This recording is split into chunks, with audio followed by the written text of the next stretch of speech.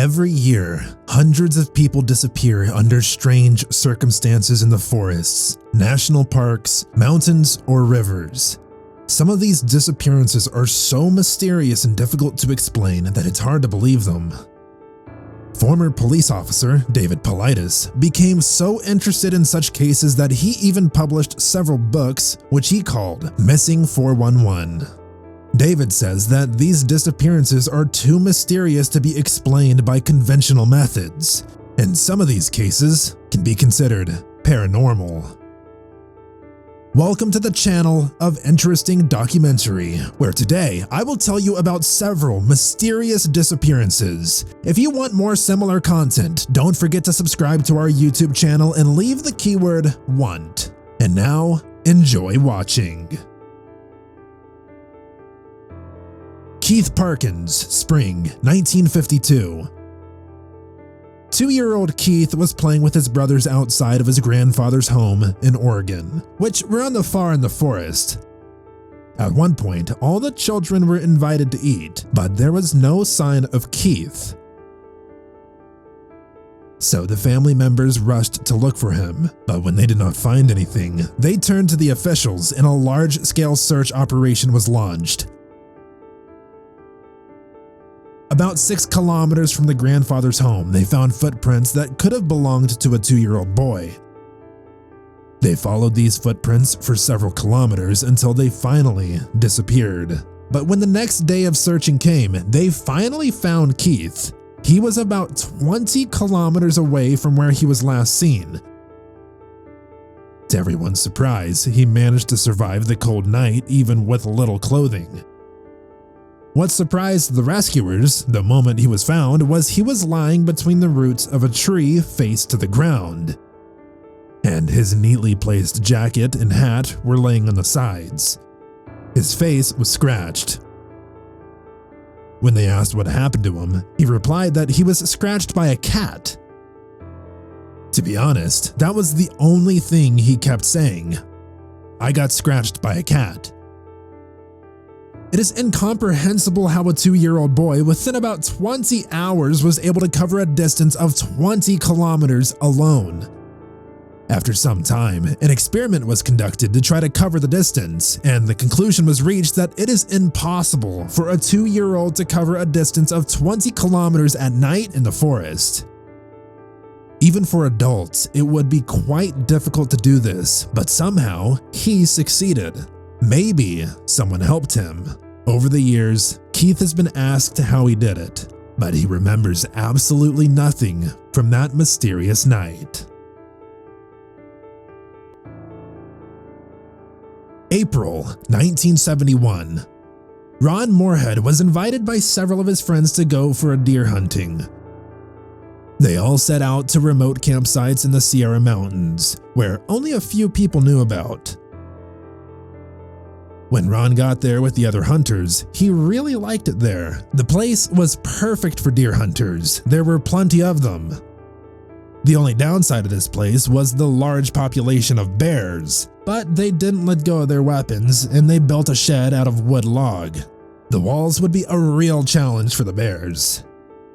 When there were no bears around, they slept in their tents. In September of the same year, they returned to the same camp and they were very successful in hunting. Once after such a hunt, they gathered around a fire. But suddenly they heard some strange sound nearby. Usually at night when they are at camp and they hear some kind of sound, they keep quiet until they're sure that it is not some kind of bear approaching them. But the sound that they heard at that time scared them so much that they instantly rushed into their safe shed. It was something like the hoot that monkeys usually do. But instead of a constant hoot, they heard a single loud noise, then silence for a few moments. And another creature somewhere else seemed to answer it. There were 2 creatures that seemed to be communicating with each other near their shed. As the creatures made noises, the men cowered in the shed. Scared to death, they looked at each other, asking what was going on, but no one knew what it was. None of them had heard anything like it. Then, at one point, they heard these creatures running towards the shed. Through the gaps between the log, the men tried to see what could be there, but they couldn't see anything. The creatures seemed to stop. But at one moment, sound changed. They seemed to communicate with each other almost in a human language, but no one could understand a word. So they stay inside the shed, watching through the gaps and waiting for them to finally see those creatures, because it looked like they would attack at any moment. But that didn't happen. Instead, they retreated and seemed to go behind the shed. So the men stayed inside the middle of the shed, as far away from the gaps. They were afraid that one of these creatures might reach through the gaps and grab them. But finally, after several hours, as the creatures kept circling the shed and communicating in unintelligible language, they finally disappeared into the woods. They all stayed in the shed for the rest of the night. When the next day came, they left this camp as quickly as possible. Returning to civilization, they decided not to tell anyone about this experience. But Ron became obsessed with the experience. He was desperate to find out what was there. So he convinces all 3 men to come to the camping site. But this time, he takes a sound recording device with him. He wanted to record these creatures. So the 4 men came back to that place. They hadn't even hunted that day. They stayed still, made a huge fire, and waited nervously. Then, all of a sudden, Ron hears footsteps somewhere in the forest. From the sounds that was heard, it seemed that the creature was running towards their camping site. The 4 men instantly found themselves inside the shed and barricaded themselves. Then, Ron turned on the audio recording.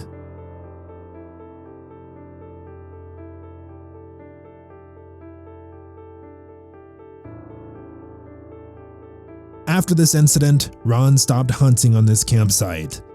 Although he still visits it several times out of curiosity and trying to find out what could have been there. Investigations of this audio recording has confirmed its authenticity. This record wasn't computerized in any way. And the creatures making the sound couldn't have been human, because a human simply couldn't make such high and low sounds. Scientists said that the creatures that made this sound could have been from 2.5 to 3 meters tall.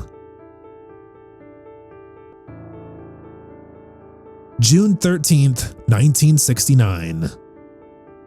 6-year-old Dennis Lloyd Martin, together with his older brother, father, and grandfather, set out for a hike in the Smoky Mountains National Park.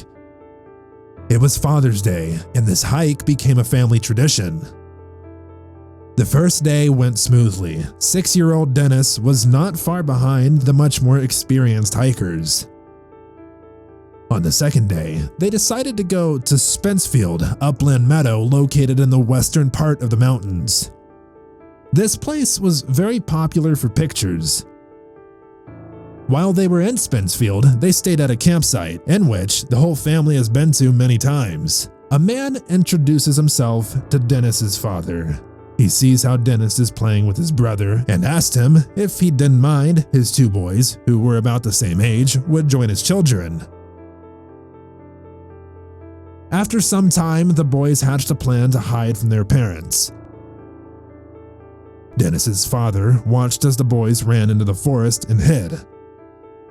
Dad sees Dennis wearing a red shirt hiding behind a big tree. Soon, the other boys jumped out laughing from behind the trees, but Dennis was not with them. Dad soon realizes that something was wrong. He began to call Dennis, hoping that he would answer, but there was no answer. The adult looked at all the nearby forests and the leading tracks. The dad covered many kilometers in the forest, calling Dennis hysterically.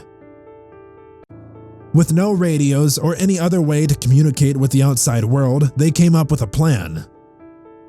Dennis's grandfather walked about 15 kilometers to the ranger station in search for help. The next night, there was a storm.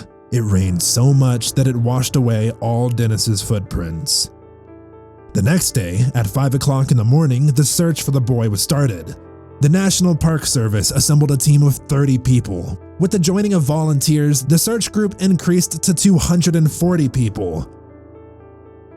Park rangers, college students, firefighters, Boy Scouts, police, and 60 soldiers soon joined the search. People combed the national park in search for the slightest clues. The search continued for days without finding any clue. Helicopters and airplanes were raised to inspect every patch of the forest. By June 20th, Dennis's 7th birthday, nearly 800 people participated in the search. They included members of the Air National Guard, the United States Coast Guard, and the National Park Service. The next day, as many as 1,400 people participated in the search. A week after the search began, the National Park Service developed a plan for what to do if Dennis's body was found. More than 1,300 hours of searching yielded nothing. As the days passed, it became increasingly clear that the child would not be found alive. The boy's family offered a $5,000 reward for information. In response, they received numerous calls from psychics who claimed to know what happened to their son. More than 50 years later, no one knows what happened to Dennis Martin that day. The most likely versions is kidnapping or attacked by wild animals. However, some people believe that Dennis became victim to cannibals, wild people who are said to live undetected in the national park. And the reason his scraps of clothing or body were not found was that they were carefully hidden away from sight to their habitat. Dennis's family believes that someone may have kidnapped their son. On the day Dennis Martin disappeared, Harold Key and his family was 10 kilometers from Spinsfield. The same afternoon, Harold's family heard a shrieking scream in the woods. Then, looking in that direction, he noticed a bear running. It looked like a bear, but that bear was carrying something on his shoulders. But as Harold said, that bear was strange. It behaved more like a human running on 2 legs trying to avoid the tree. It's not clear if these stories are related, but there are claims of people who saw something at the time of the boy's disappearance. The mystery of Dennis Martin's disappearance will likely never be solved, despite the massive efforts to find the missing boy. Kevin O'Keefe, a 35-year-old nature lover from California. He loved being outdoors, and one of his favorite activities was camping. It was his passion to go out into the wild alone with a tent and other equipment. He had been thinking of going to Canada for camping for a long time. And when the summer of 1985 came, Kevin began to pay close attention to Alaska. He was looking for where he could go on another adventure. And finally, he chose Glacier Bay National Park, which was very remote and completely wild. Kevin planned to go on this trip alone, so he decided to find out what it might take to survive the wilds of Alaska, surrounded by many dangerous animals that can attack you. That same year, on September 27th, he boarded a plane in Sacramento and flew to Juneau, Alaska, where later he arrived at the Glacier Bay National Park. When he arrived at the park, he saw the park rangers and decided to introduce himself to them. He told about his intentions, where he planned to stand, and how long he would be there. He planned to settle by the water and promised to be there for about 3 weeks and leave on the 10th of October, so all the rangers more or less knew about Kevin's plans. But for the next few weeks, neither Kevin's family nor the park rangers heard from him. But since the whole purpose of this trip was to get away from everything and stay without contact for 3 weeks, no one worried too much. On October 8th, several park rangers patrolled the river near where Kevin planned to camp. At one point, they decided to travel past Kevin's camping site to check how he was doing. As they make the last turn, they can finally see Kevin's tent. but they instantly realized that something was wrong. The first thing they saw was Kevin's blue tent, which was right next to the water. His things were scattered quite neatly next to the tent. Looking inside the tent, they noticed that one of the poles holding the tent was broken. They called out to Kevin, thinking he might be somewhere nearby, but he didn't answer. The Rangers thought that since it was only a few days before he planned to end his adventure, maybe he was preparing to march back and prepared his gear for that. And now he's on a hike. So they left Kevin's campsite. But when another day came, nothing had changed. The things were untouched. His sleeping bag was laying on the side of the tent. So they got worried and decided to announce a search for Kevin. They combed the surrounding area around Kevin's campsite in a helicopter. A group of people with dogs was organized to look for Kevin. They went through all of Kevin's stuff to get any information. In doing so, they were a little surprised that all the equipment that you would need to survive in the wild was still inside the tent. His backpack was fully prepared, as if he was preparing to go on a hike. Drinking water, dry clothes, and food were prepared. All the equipment needed to prepare food was there. Food was quite openly placed at the campsite. It's even strange how the food left like that didn't even attract any wild animals.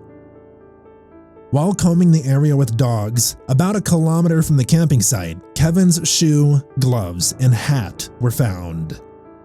After finding these things, it was possible to conclude that Kevin might have been attacked by a bear. However, the Rangers working here doubted that it could have been the work of a bear, as there were no signs of any traces of defense, which should be after such an attack. No traces of blood were found.